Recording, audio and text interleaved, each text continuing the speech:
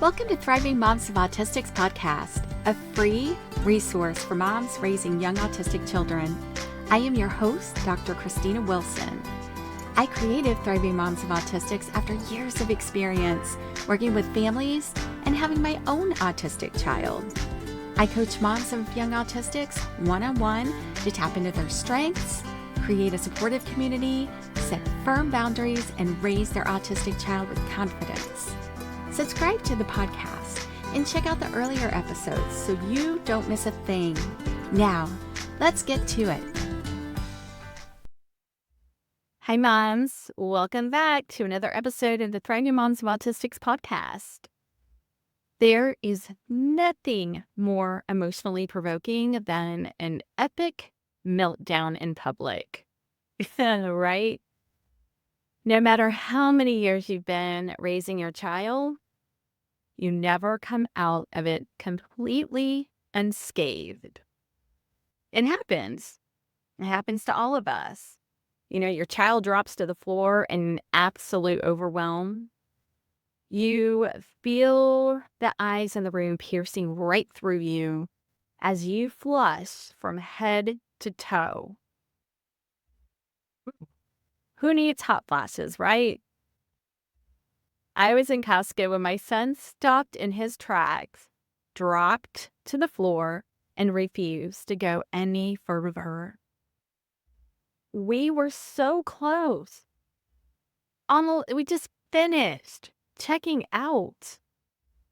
And we were on our way to the door just past the food court. He dropped, started kicking, got kicked in the stomach, crying, just pulling hair, as I'm bending over, moms of autistics have so many balls in the air. They do.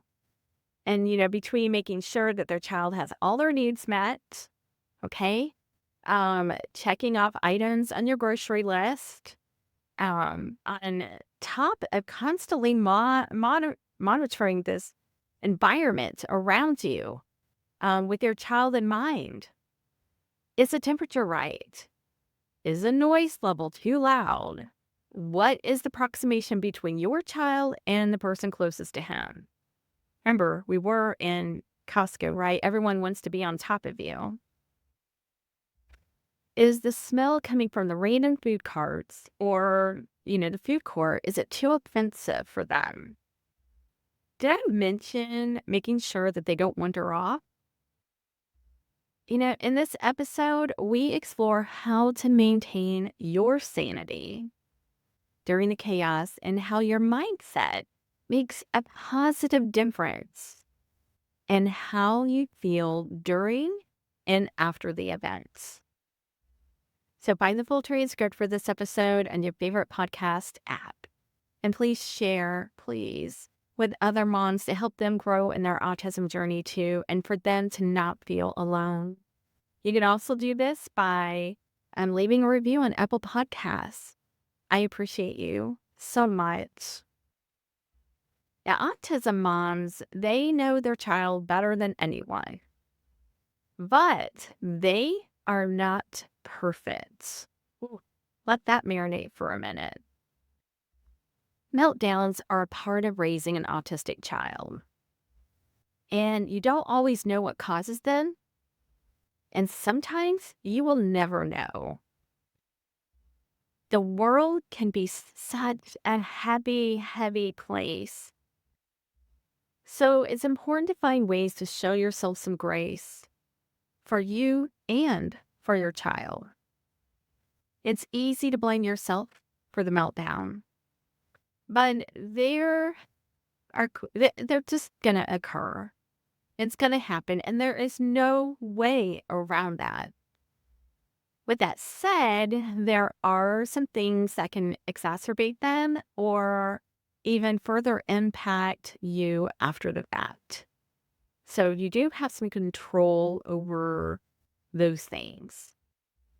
And when my son had his epic Costco meltdown, it wasn't unexpected. No, it wasn't. There were definitely signs. And I usually stick to one store rule whenever I have him with me. So we do not do more than one store because I know that's that cat's what he can handle. Now I threw caution to the wind that day. I did. And we went to 2 stores. He seemed to be doing great. He was having a great day. He was in a really good place. I was measuring just to see, oh, can he do? And I'm like, I think he can do this. I could see that he was starting to fizzle out towards the end of the trip. A sure sign that he's had enough is when he wraps his arms around me. Like he'll be behind me, he starts wrapping his arms around me and he leans in, like he makes it really heavy as we are walking. And he was saying, "Oh, I love you." Now, I started to rush through gathering what we needed. And the people in the store had no idea that this was a sign of anything other than just a precious boy loving his mama. They thought it was so sweet. And they're like, oh, he is so cute. But I knew, and I thought, yeah, give us 5 minutes, people. It's not going to be cute. And I thought, okay, we can do this. We can do this.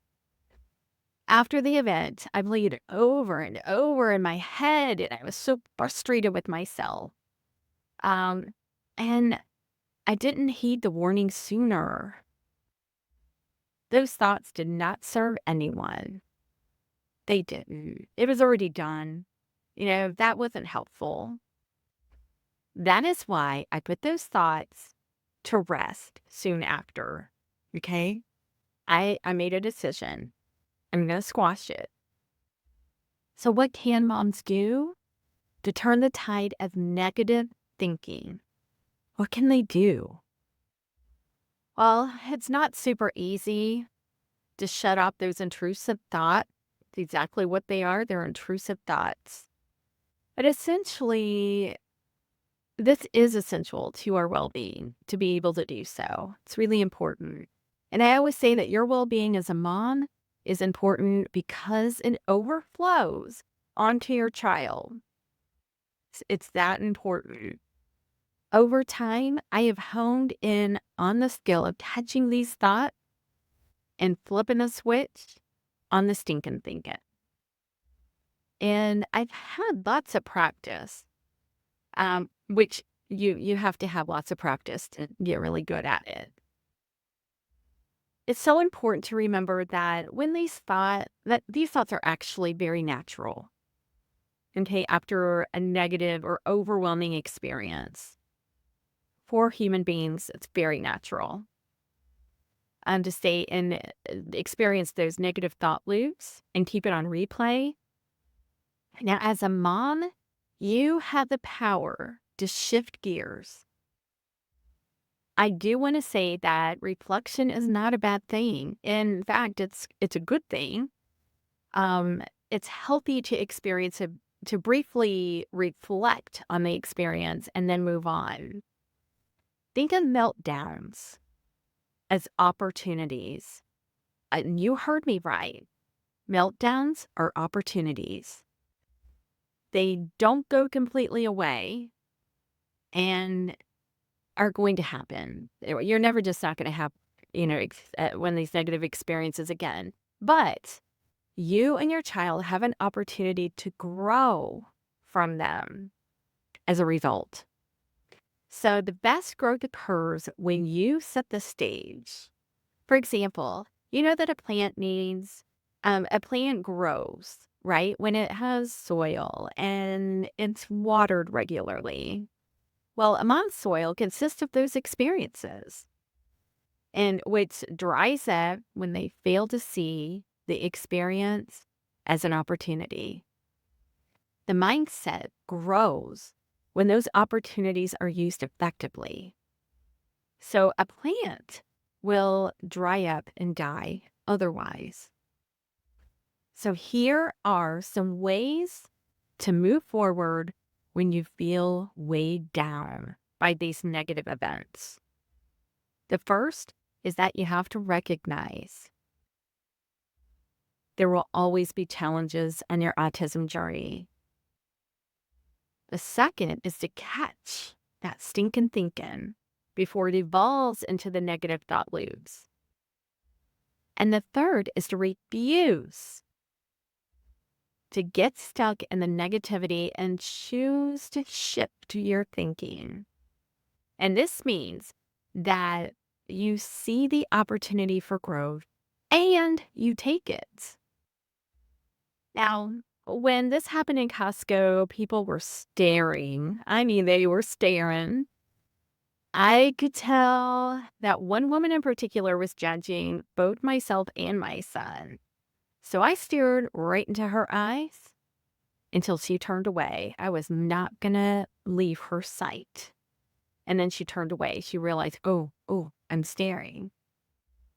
I did not have time to deal with her. I needed to support my son.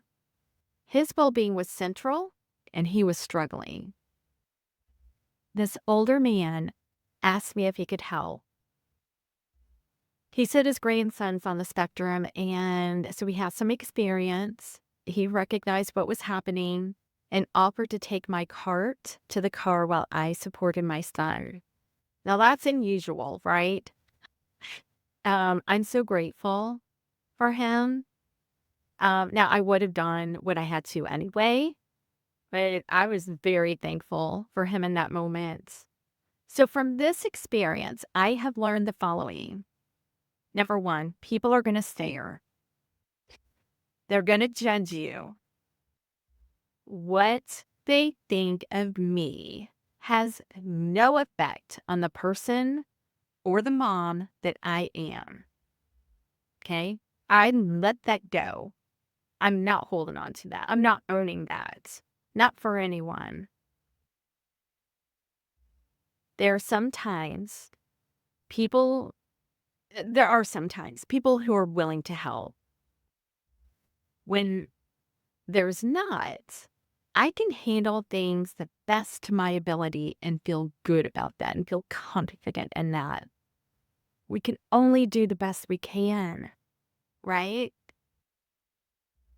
Also, I always remember that one store visit is my son's limit. Okay, I knew that before, but I thought maybe, I talked myself into it. I can best support him when we follow that one store rule.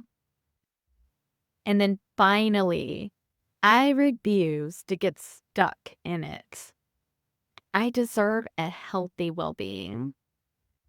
So do you, by the way. My son and your child deserve that too. And when I'm in a good place, I can best support him.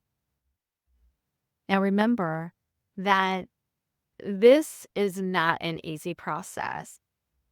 Okay, it takes time and it takes practice. But you can get there, and you know what? You will. I have no doubt you will. I believe in you. So I hope this helps, and let's meet up again next week for another episode. Have a great week. Thanks for listening to Thriving Moms of Autistics podcast. Be sure to leave a review and tell other moms of Autistics about the podcast. Let's support each other. Find the full transcript for this episode at thrivingmomsofautistics.com. And be assured, you are not alone in your journey.